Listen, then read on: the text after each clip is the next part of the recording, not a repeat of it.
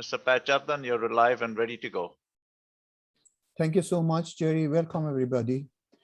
Welcome, Mr. Bahman Rudgarnia, Mr. Ali Reza Hesami, Jerry, and Alex Ahanchin. Thank you. And welcome, everybody. Thank you. And we are having these webinars to educate people, buyers, sellers, also educate agents as well.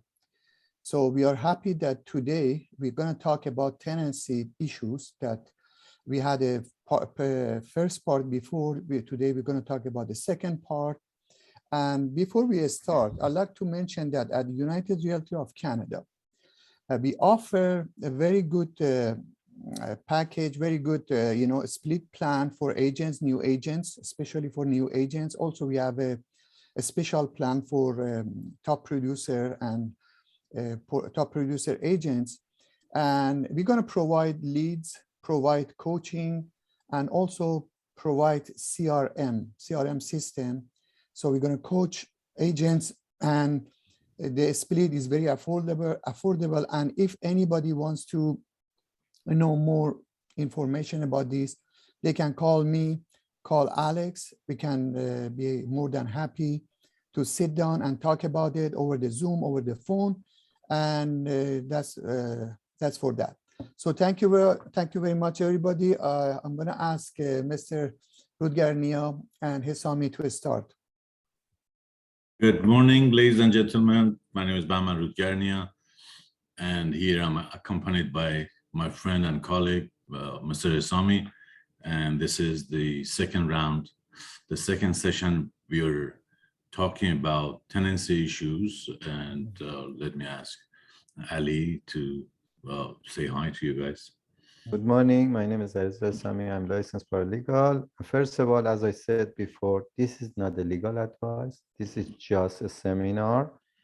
We share some knowledge of ours, but if you need actually legal advice, you should retain a lawyer or paralegal or just these two. There is no other people, either lawyer or paralegal for the tenancy issues. But we try to do our best to share some of our education with you. Not all, because it's a very big area. And the practical things that have come up in the past 1 year, especially.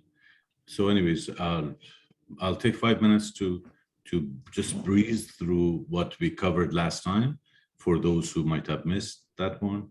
I remember we talked about you have two burdens because of your job as a real estate agent or broker, due diligence and fiduciary duty. And that's something you have been dealing with, you have been trained for. That's why finding, for example, a tenant for your landlord client, it means that there are certain things you have to check out. Unfortunately, I have seen some agents who even help that tenant who doesn't normally qualify. They help them make up paperwork only to help them to get some place to rent, just like some people do for sale of a property, which is not ethical. End of the day, people have to come to us to sort out their issues. The tenant turns out not to be as kosher as they thought he would be, because he didn't have a job. They just made some job letter, something, some income evidence for them. So you'd better make sure you find not just any tenant, the right tenant for your clients. And when it comes to tenant, first of all, let me add right here, 80% of landlords ask for 80% of landlords hire a paralegal or lawyer. Only 30% of tenants feel the need to do that. They normally come to our hearings either self-represented, or they are given some legal aid on the spot. So I think we have to care more about landlords in this market, in this situation, and give more advice, and you guys take care of your landlord clients and contacts more efficiently. When it comes to the identity of the tenants, you might have tenants who are individuals. Then you have to check out things like their income. You might want to check the score they have, the credit. Also check with the previous tenants. Also, you have to make sure how many people are going to be there on that lease. If there are adults, try to put all the names on the lease. Because later on we might have to go after all of them when it comes to all those non-payments and everything. If it is a corporation, you check out, these are the things you have to really, the more you are careful about these things, the more your client will appreciate when they see how meticulously you are checking out everything. If it is a corporation, as the tenant, you check out the corporate profile, who are in charge, this, that, everything about that corporation. And then we talked about, okay. Let me then shift to the clauses, the points that you're going to include in your lease, well, actually, tenancy agreement. There is a form from Oreo. Last week I had a client, he was a real estate agent. He had drafted both the Oreo form and also the standard, Ontario standard form, a tenancy form, both of them. And I was surprised. That was good. That was something good. And it helped us a lot because they had issues with the landlord and all the maintenance, everything. So Ali, you might want to help here. Want to start with just to add to your points. Recently, there is something very common, especially after COVID. They are fraud tenants. They come, they pay first, last. They show very, they even maybe they bring somebody with them. They show they're so legitimate person, very, with good credit. They just pay them first and last because they know if they fail to pay the second and third, the landlord has to hire somebody, then they have to issue the notice. That notice will be for maybe 6, 7 months, 8 months later for hearing. They sit, they pay 2 months, they live for free for 4, 5 months, then they go for another property. You should be careful. Now, the good thing is that recently, I don't know what happened, but there should be one order. Recently, if there is a cases published, the name is not removed. The name of tenant and landlord is on the CanLink, which is you can search even in the Canadian canly.org, which is a Canadian law dictionary, something like this, or case laws. Most of the cases recently they are putting on that website. Before they put, for example, Ariza Sami, they put AH. Now they put my name, Ariza Sami. Then you can search over there. Maybe there is some tenants, they have done this before. You can find out, oh, this tenant owe money, or this tenant has a violation. This tenant had fight with somebody, this is much more easier right now. But all of the cases is not there. Maybe they put each 10 one case over there. That's why still you should be careful and do what Mr. Rutger said. But the tenancy, in my opinion, starting is like somehow you want to marry somebody. You should know the family, you should know everybody, then you enter to the tenancy. Because even doesn't matter if you sign the lease agreement or not. This is for all agents. Even you sign it or not, doesn't matter. If you receive the first and last, doesn't matter. As long as you give the key to the tenant, that's your tenant. End of the story. You cannot do anything. To That is very important. well, maybe both emotionally and financially, someone you get married to can cause you less damage than a tenant, just to correct you. I don't know. That one I cannot give a comment. But the point is that you should be very careful.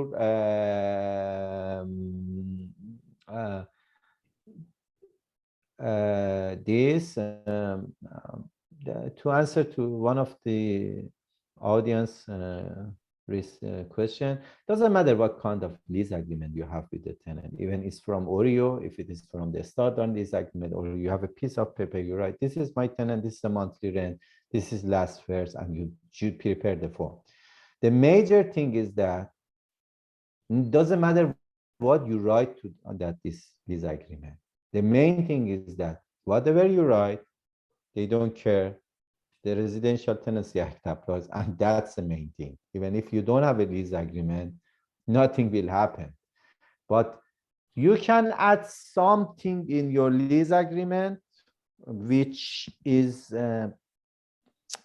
could use, for example, I suggest that you never write in your lease agreement that the tenant is liable for cutting lawns, removing snow, this kind of this. Because if even you write it, even if you eventually give a discount of $200-300 for such a these things, if the tenant doesn't remove the lawn, if the tenant doesn't clean the snow, even if something happened to somebody, fell down on the property for a snow, that one I cannot comment, because could be tenant liable, could be landlord, but that doesn't matter, because your landlord obligation is to maintain the property, including lawn, snow removal. You can do some separate sheet, whatever I suggest to the landlord to do. You can write, for example, if the lease is $2,000, you can write $2,200 lease, take a first and last as a $2,200, then add an attachment, amendment, schedules, whatever you want. Say, okay, the landlord agrees to pay the tenant $200 fee if the tenant clean and remove the lawn, which this money could be deducted from the amount of rent. In that case, if the tenant doesn't clean, you can give a notice based on $2,200 rent. And if you go to any hearing, adjudicator say, okay, did you clean? Then okay, you are not eligible to receive that $200. That's it. That's one of the solutions you can put if you want to put obligation for the tenant for remove the lawn, clean the snow. This is one of the things you can do. I just wanted to ask everyone, well, you can post your questions, everything, but they might come up in our talk, our presentation in 2 minutes. So Ali, you keep an eye on them, but at the same time, let's wait till end of the talk before we deal with the questions, Okay. because Okay. was something There is something recently happened, and it was one of the part of the questions. No matter if you have a 1-year lease agreement, 2 years lease agreement, when the lease ended, it is automatically month-to-month basis. And it doesn't mean that this lease ended, because one person called me exactly yesterday, said, my lease ended in December, I want my tenant go. I said, no, it's not like that. Okay, do I need to renew the lease? No, you don't need to renew any lease. You don't need to do anything. If you want to increase the rent, you can give just notice. Doesn't mean that you have to renew the lease. Automatically, after a year or after 6 months will be monthly basis. Okay. If you don't want to renew the lease, if you don't want to add any fee, any extra for the next year within 90 days notice, it doesn't matter. Just keep it as is. It will be automatically monthly. okay. we're And running- then, okay, now I go to your list. Okay, you cover the first part. Yeah, let me discuss them and bring them up one by one. Okay, there are some things like from our experience, it happened that agent was just trying to be helpful, and in so doing, agent signed, and it was an N12. And then when everything goes wrong, the landlord says, it's not my signature, who said that, this, that. And then the agent who signed instead of the landlord was on the hook. So be careful under no circumstances, even if they are in some other part of the world, be careful not to sign for anyone. They seem to be very obvious to talk about, but they exist and we see them on a daily basis. Serving each of those forms is very important. Well, of course, we are not here encouraging you guys to do what we are doing. The best thing would be to get a paralegal to take care of the paperwork, because it is very technical. For every little detail, your application gets dismissed, and then your client, the landlord, loses another 6-8 months for the next round, which is not fair to them. There are issues for eviction. There are not unlimited issues, which can give you reasons to ask for eviction of the tenant. And for every one of them, there is a separate application, notice, application, everything. So that's again something from illegal activity, overcrowding, and non-payment, of course, damage to the property, changing locks. There are these things that you can bring up to the landlord tenant board, but the paperwork has to be done properly. And then I was going to bring up, okay. Just add to your things. The main thing when you want to go to the hearings, the main thing is the notice you gave. This notice, if it is a properly gave and it is a correct notice, and if you have a grant for your application, you could be successful to terminating the tenancy. If this form signed by anybody than a landlord or a legal representative, not a representative with the power of attorney even, the reason they create the paralegals was based on this, because one agent on behalf of landlord go to different courts, then it's go all the way to Court of Appeal. Court of Appeal come and say, no, we have to create something. We allow paralegals and we will do the paralegal program. We allow them to represent landlords because we are not going to allow everybody, property management, I don't know, superintendent, real estate agent, sign the forms, write something. Should be either lawyer, paralegal, all could be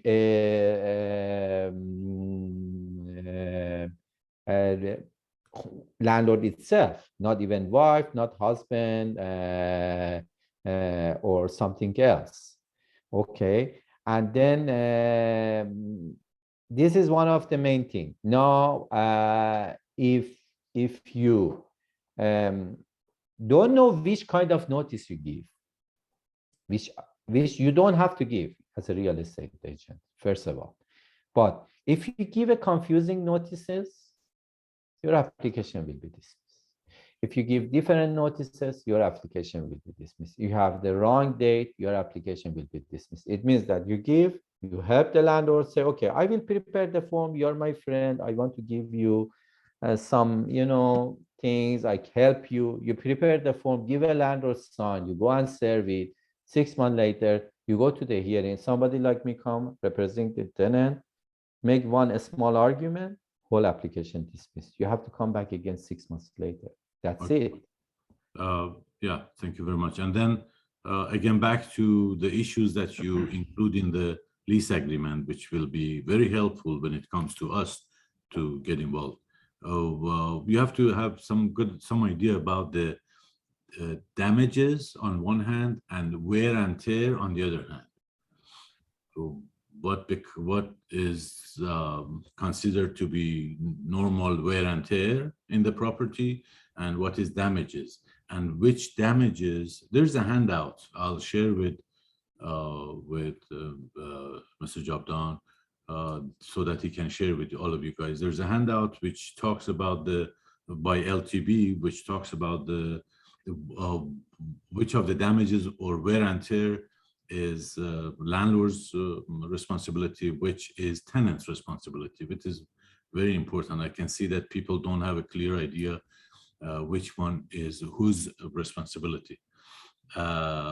If we want to discuss that, that would take too much of our time. The best thing would be to share with you that maintenance and repair in English issued by Landlord Tenant Board. I'll share it with our friends later.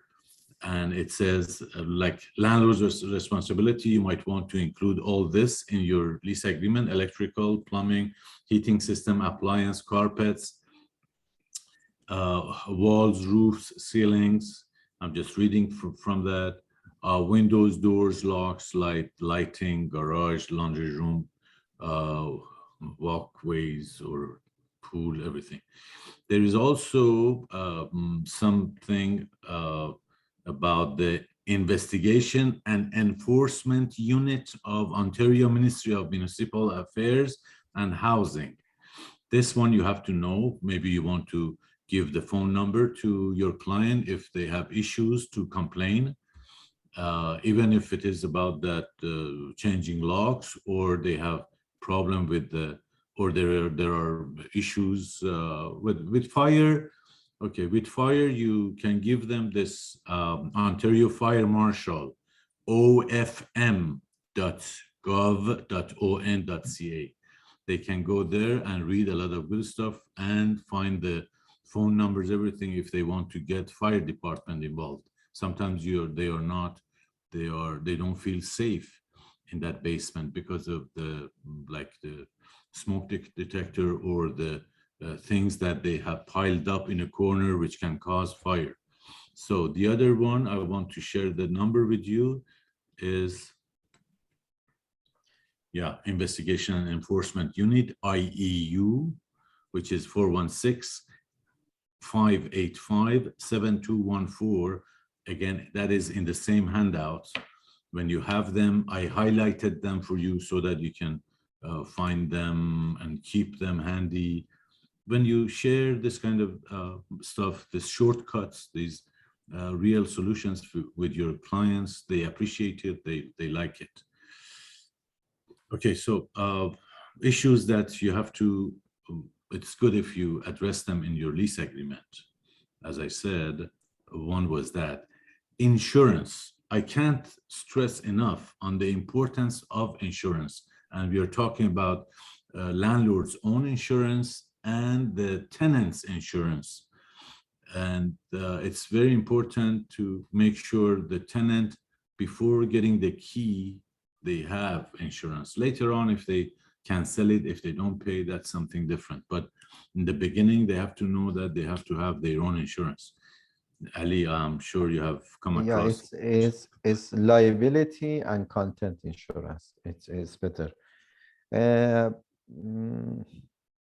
About the which part do you want me to cover? Just I keep asking you one by one. So that insurance was something I wanted you to, in your own words, stress and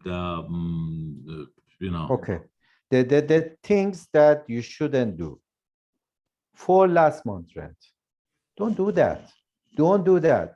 I don't know why real estate agents, they so happy to receive a last 4 months rent, because we cannot issue any notice. The only legal rent you can collect is the one last month rent, key deposit, and first month.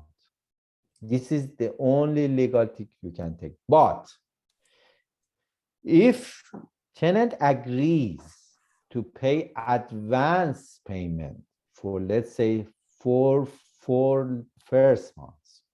This is illegal, but there is a cases in the divisional court which there is rule for that. They said, okay, if the landlord and tenant agree, and because the tenant did not have enough credit and landlord want to be secure, it's okay to receive the first 4 or 5 months, even 1 year rent in advance, but never receive the last 4 months, last 5 months. There is nothing like this.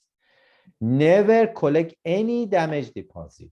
That's totally illegal. Your client could be charged under the Residential Tenancy Act, could go even in the Social Housing Enforcement Agency. They can prosecute that client for collecting illegal deposit.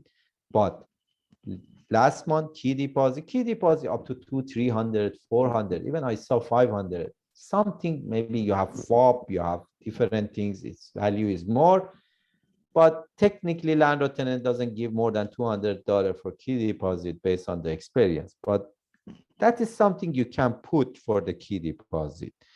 If you want non-smoking, you should mention it in your lease, because if you don't mention it, and the new lease agreement even that has a section of non-smoking and smoking, if you don't mention it, if the tenant smoke pot, cigarette, cigar, pipe, whatever kind of smoke, you cannot do anything.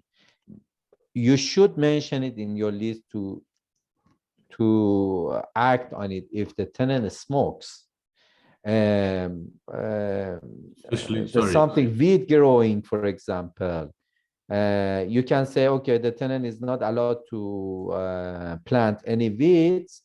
I don't know what will happen if we go to the hearing, because I never, after legalized, I never had something like this, whether weed was for plant was okay or not. But maybe you can have an argument because they put a weed, we don't want the weed. Ali, is it about growing or using? Growing is all. No, using, which is part of, weed has different kind of things. It has a smoke, it has some other liquids or pills. Pills liquid is none of the landlord business. If you mention a smoking part in your lease agreement, doesn't matter if it is a weed or if it is a cigarette. Smoking is a smoking. But for growing in the yard, in the basement, you can put it part of the lease. I don't know what will happen if we go to the hearing, honestly, because this is never happened. Normally, because it causes mold, everything. Yes, you can put it. Or using the basement, and also for smoking, whatever it is. Well, if the whole property is rented out, then who knows what they're doing and who cares. But for example, you lease your basement out, and then of course the system, the ventilation, the heating system is circulating everything. So even a perfume from downstairs comes up, and you might have problem with that. So smoking, then if you ask the person to stop and it is already on the lease, then you can bring up some issue about like this enjoyable use of property. If you are the tenant on the main floor and the other tenant in the basement is smoking, the whole thing. Same situation, Ali, about pets. Could you just elaborate on pets? Pet, you cannot write. You write, it doesn't matter. They can bring 4 bulldogs inside the house. What do you want to do? Nothing. There is no provision. There is a section in residential and tenancy. I said no pet provision is voided. That's part of the residential. You write no pet. Next day they come with the. Even I can say with kangaroo. Why you say even the pet is kangaroo? A python. Python. Oh yeah, they have some snakes actually. Some tenants. But you could put in your list. Doesn't matter. Nobody cares. Unless, for example, you mentioned the landlord upstairs living has an allergy with the cat and dog or whatever. This sensitive, you cannot bring a cat or dog. It will be interfering with the landlord's right, because but then if they bring it, you bring an application, you have to prove that the landlord is a sensitive, allergy, cannot live. Then they say, okay, this property shouldn't have a pet, for example. Or the dog or the puppy keeps barking Yeah. overnight, and then the other tenant or the landlord can bring up the application that, I have to wake up in the morning to go to, we have something like this. We have to go to work, but this puppy is keeping us from taking some rest. These are different issues, but it is not about having a pet. You can't have a pet unless it is causing, it is preventing people. One of the big problems recently happened. Caution your client for this. People, they come, they get an Airbnb. Okay. Then they directly contact the landlord, say, okay, we want to stay 2 more nights. Can we pay you directly? If the landlord accept that, done. That person is a tenant. That person is a landlord. You have to go to the landlord tenant board. Don't, because of commission of Airbnb, don't do that risk. Never. Because even 1 day, 1 hour extra landlord correct is a lease agreement. Done. They're landlord and tenant. Police come, doesn't do anything. Nobody do anything. Yeah, That's very, very, very important. For sublet, for example, there's a rule for sublet. If you come, check the property, you understand that, oh, this is not your tenant, it's somebody else. Within 60 days, maximum, you have to bring a correct application. Otherwise, that tenant will be automatic your tenant.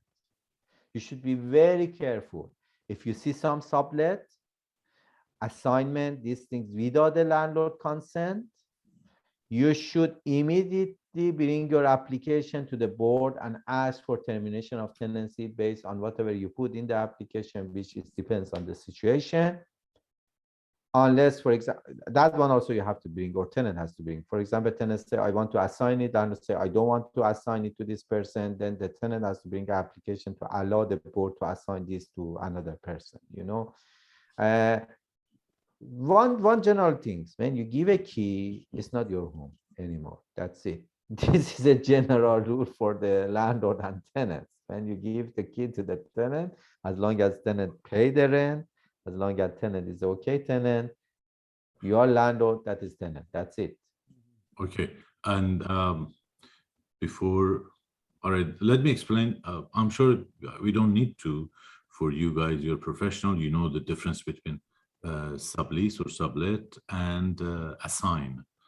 There's a little difference, but if this lease, whatever it is, commercial or residential, if it is assigned, then the first tenant is off the hook.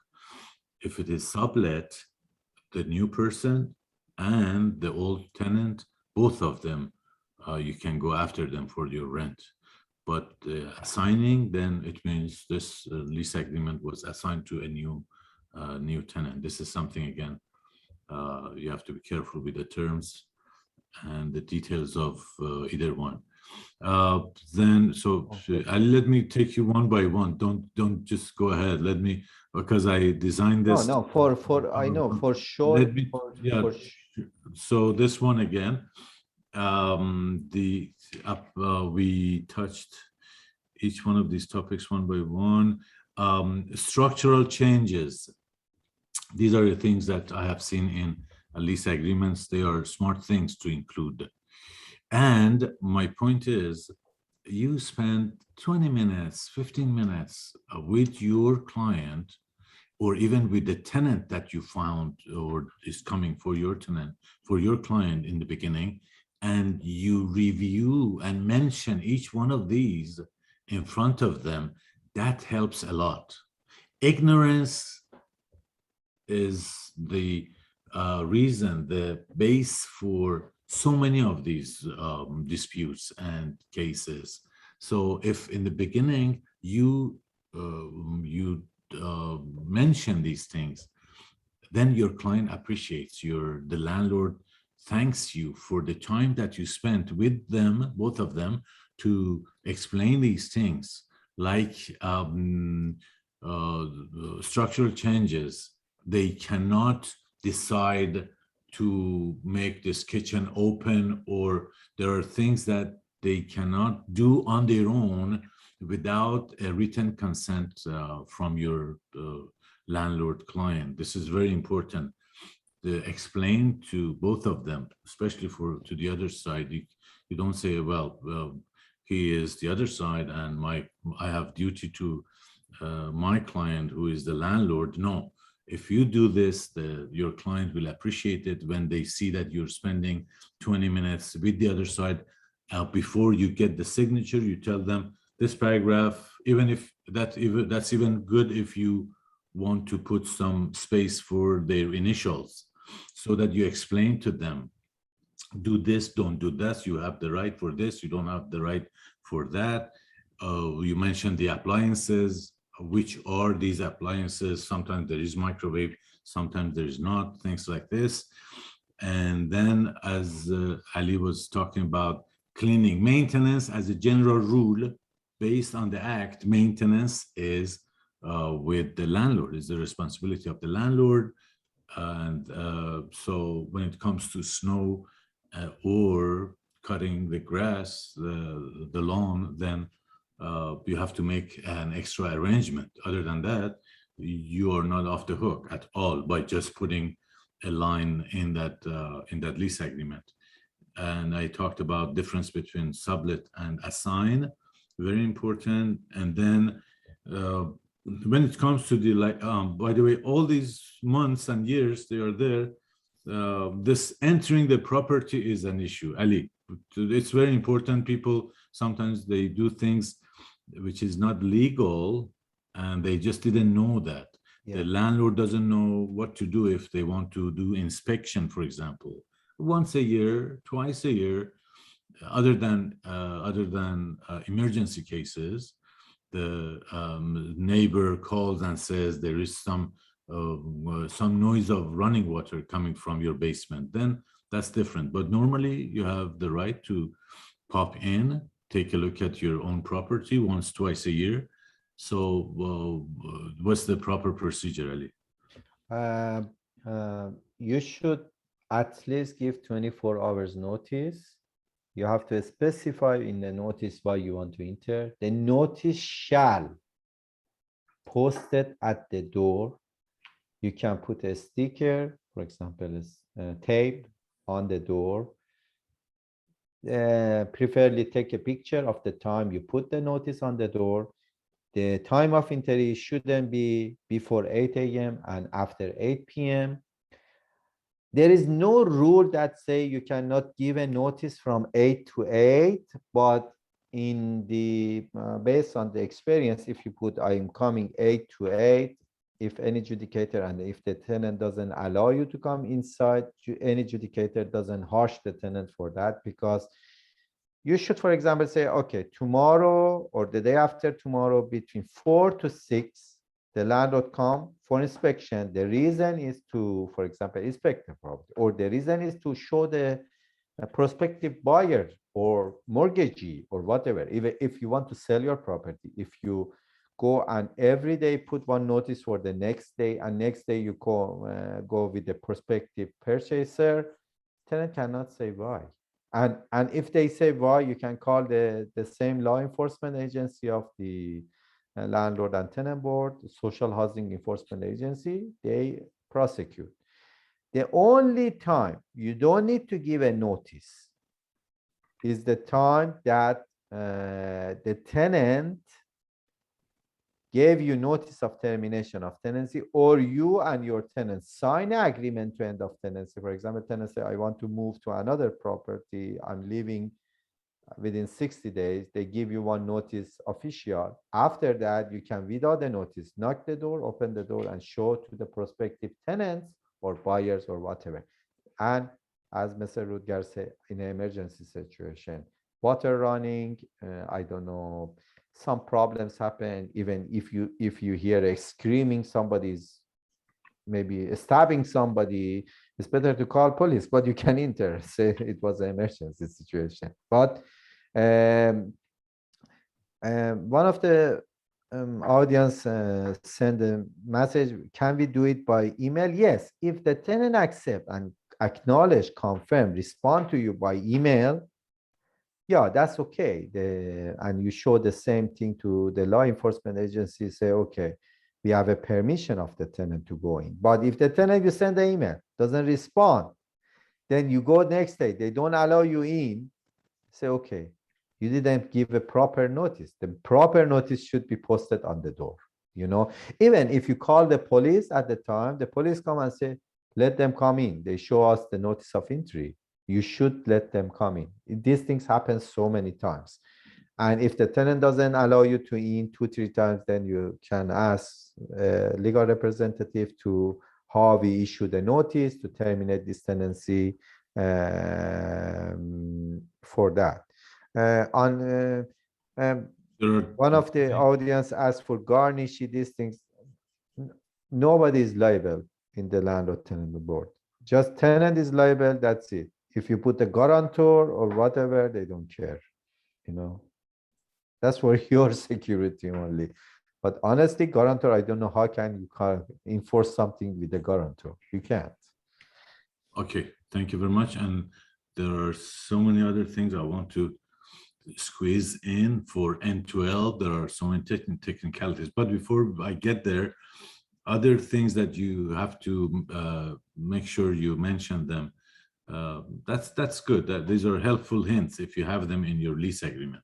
We can help you even with that. I'm sure you have these things among you guys. You have all kinds of lease agreements with all kinds of terms, but make sure you put things like it's a private dwelling for a single family, if it is the case, and no Airbnb is allowed. You put these things so that later when you go, yesterday I had a call, this person says, an Iranian guy, he says, I went into my property and found that 8 people are living there. In every room, there's a bed, everything. And I called the landlord tenant board and they say, oh no, they don't want to deal with this. But I said, well, there is application for overcrowding and things like that. But anyways, if it helps if you include these things so that we can base our job on them when it comes to trying to evict them or getting rid of the then I wanted to move to, I have 4 minutes. I wanted to move to the last stage, which is the tenant leaves. Okay. Sometimes one of the issues is, okay, before I get there, there is an application for non-payment. If when the tenant, you feel that the tenant has stopped paying, and nowadays they know that by the time it is their turn, you can't evict them, you can't get rid of them for the next 7, 8, 10 months. So as soon as they stop paying, don't waste any time for your landlord, for your client. Well, I suggest that you send them to one of us to do the proper paperwork. After 2 weeks of giving the notice, then we can file an application and start the timer. But anyways, now the other side, there are people who come to us and there is this L1 application for them, and this is the way we help them. You can raise, as a tenant, you can raise your issues. The act allows you to raise your issues at the hearing of non-payment.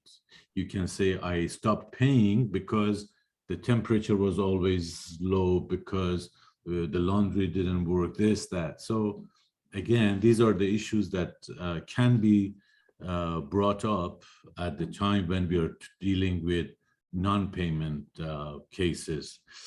And also one of the things that I was dealing with last week was the tenant hadn't paid for months, and then finally they go and see that the tenant, there is dust everywhere. There is dust on the car for the last maybe 10 months, and everything was there. And basically, whatever the tenant leaves behind, normally the rule says, Ali, how to deal with the stuff that you see that the tenant has left, personal items, furniture, whatever. You know, one of the, I just want to answer one of the questions. They said, can we use the email? No, you cannot use anything because you're a real estate agent and you cannot give any notice to any tenant, either by email, by forms, or whatsoever. But email is not a proper service in general. I don't send an email also because it's not a proper service. For an email content, whatever you write, even you agree, it's very difficult when you go to the board. Even for the consent, you cannot get the order easily. But you can use the email as evidence during the hearing. That's something else. When you terminate the tenancy, when you have an order, 72 hours later, when the sheriff comes, give a position of the property. You have 72 hours to inform the tenant, come and pick up your items.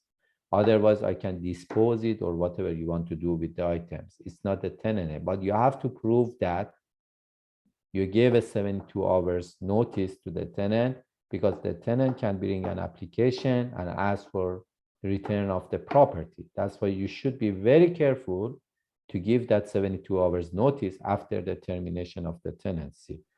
One other thing which all landlords and agents had mistaken, issue N12 for personal use, purchaser use, or whatever. Then after they mess everything, they have fight with tenant, they have so many problems, then they come to us, what can we do with this tenant? No, you cannot do anything because you give an N12. Now you come and say the tenant is violating. Now you can come and say the tenant is not paying rent. When you go to the hearing, the adjudicator say, no, they want to get rid of this tenant no matter what. They choose every way to get rid of this tenant. Don't give any notice without consultation. Don't issue notice with the wrong dates. Don't ever issue any notice because 1 day problem, the postal code problem, anything could dismiss the application after 6 months. What's the point of giving notice? And you should pay 1 month's rent to the tenant if you issue the N12 notice. If you don't pay, your application dismissed. If you, for example, want to sell the property, it's not a grant for giving an N12 notice for purchaser. Purchaser has to come and say, I want to move in, then you can give a notice. Otherwise, oh, they want to sell the property, let's give one N12 notice. No, there's nothing like that. And try to settle your matter with the tenant. If you pay something out of your pocket, try to pay, get a consent. We get somebody like us, get an order on consent to terminate the tenancy. Because tenants, they sometimes you say, okay, I pay you 3 months, 4 months, you just go. And they say, okay, we agree. And they collect the money and they go. That's it. I really wish we had another 20 minutes only to deal with N12, because there is a very important piece of document, which is the declaration, which has to be done properly. That's very important. There are so many little things about N12. And it's funny, a landlord has to go that far, has to try so hard only to get back the control of his or her own property. But that's the way it is. N12 is, there are a lot of issues around N12. It really has to be done professionally. N4 is not that complicated, but N12, which is about you need your property for yourself or the new owner needs that. The person who does that declaration, who is doing that, and then how it is drafted, very important. And if we have time, I wanted to ask you to tell us about the commitment that N11 and N9 can bring. Yeah, could you Yeah, I said just compress that settlement. in 1 Try minute? to sign N11. And N11, if you sign, I suggest that I always prepare a release. I charge client, I write a release, they sign a release when we sign N11 and release together. If you go to any hearing, show the release to the adjudicator, say, okay, they understand everything. There's no way I don't terminate this tenancy. But if you just give N11, they say, okay, what's the reason of N11? What was behind that? Maybe when they dismiss the application, if go to the hearing. It doesn't mean that they sign N11, it means terminated. It's better to, at least you have to give some extra compensation, something, in advance, some negotiation to shows that this is a termination, and there is a reason behind that when we give a consent, and they come and review all those documents if it goes to the hearing. 90% doesn't go to hearing, they order it, maybe tenant bring an application, but sometimes it's just directly go to the hearing. Try to settle. When you settle, don't just say, okay, we have one N11, we are good to go. If you get a sign of the N11, first of all, if there is several tenants, get all of them signed. I know N11 doesn't have enough space in the bottom, but put all names and get everybody signed. I had an experience, wife did not sign, husband signed, because client bring the adjudicator, say, okay, we need a signature of wife, and they dismissed the application. The tenant gone at the end. We have to pay around $8,000. They go. It was a demolished house, but because they forgot to just get one signature extra from the wife. I mean, that's something like small things make everything different in the residential, in landlord tenant board. But as Mr. Rukyar said, it's a very, very Complicated. maybe even more than 20 minutes you can speak about N12, because N12 has 3 sections even itself and has a different things. But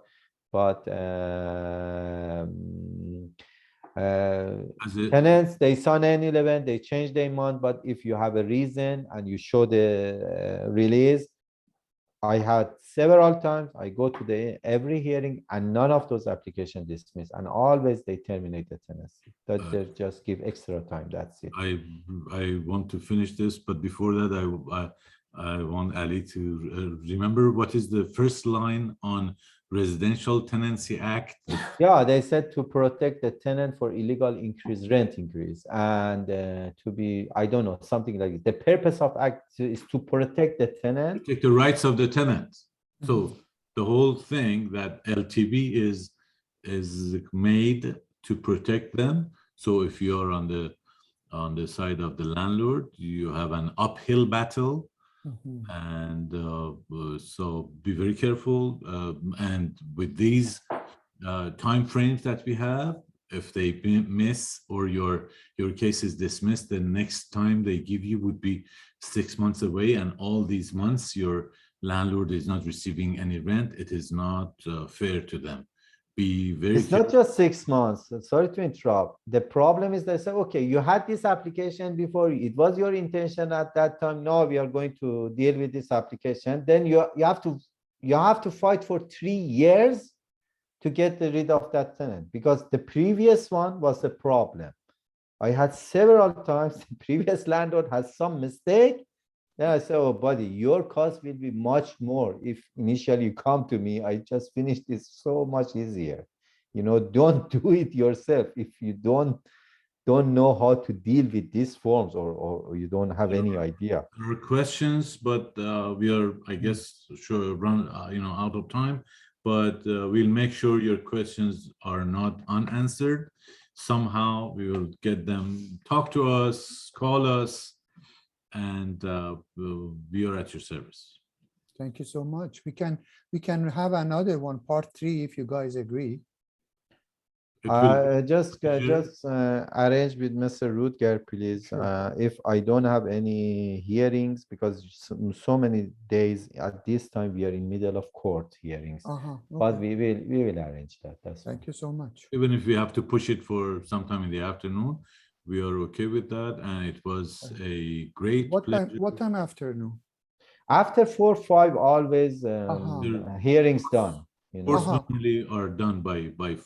by How 5. about evening? Evening is good for you too? Even or- 6, 5, Perfect. 6 is fine. Yeah. Mhm, I guess okay. for our friends, evening even it is better. Okay. It was a great pleasure and Thank a you so much. good opportunity for us. I want to thank Mr. Javdan, Mr. so much. Dr. Anchin, and Jerry Cabral for this opportunity that you gave us, and we are at your Yeah. service. Thank you, everybody, especially Jerry, who moderate this meeting. so Thank much. you very much, everybody. So Thank you, anybody, Dr. Jam. Thank you. thank you. Anybody has question about how to join United Realty, they can email me pjavdan, JAVDAN, @gmail.com. That's my email. And also, Mr. Sami, Mr. Udgarnia, you can give your email if anybody has a question. We cannot do that. You know, Oh, the you point cannot? is Okay. that because we have Okay. some restriction by law society, that's why I say it's not, we have to be retained somehow, you know. Okay, or- okay. But short phone calls, chats, if we have time, that is, you know, not, it's off the book. Somehow we can give some advice, but technically Right. you have to check conflict. You have to, you know. Yes. Can you give your phone number or no? Yeah, phone number. You you Google can- my name. You just Google my name. That's it. Okay. Okay. Yeah. Yeah. Okay. Thank you so much, No gentlemen, problem. for the No great problem. Okay. presentation. Thank you very And we much. learned a lot. Thank you so much. Thank you very much. Thank you, you. Bahman. Thank you, Dr. Anchi and Mr. I Jawad. just typed in my phone number, and Alex was about to say something before Yeah. we. Thank you so much, Mr. Asami and Mr. Udgaria, for nice presentation. It was very informative. As my experience that I have a few tenants, and also I exposed to many clients that have tenants. Just I want to say something. In residential tenancy, the tenant is God. King. The tenant is God. And vice versa in commercial. Vice versa in commercial, the landlord is God. This is the difference. Therefore, in my opinion, we should behave. If we have any tenant and if we want to also advise our client, we should be friendly to our tenant. We should be friendly to our tenant. We should respect them. If the tenant can do anything, believe me. As Mr. Asami said, maybe up to 3 years without payment. No joking. I have few tenants. I don't have any problem. They are my friends. They are my family. Believe me. And I don't have any problem with them. Therefore, my suggestion, my advice, please be respectful to your tenant. Thank you. Yeah. Thank you, Alex. Thank you very much, everybody. Have a good day. Thank you. Thank you so much. I'll see you soon. Thank you very Thank much. you. Thank you, everybody. great Thank day. you so much. Have a Thank you. great day. You Thank You you. too. Bye-bye.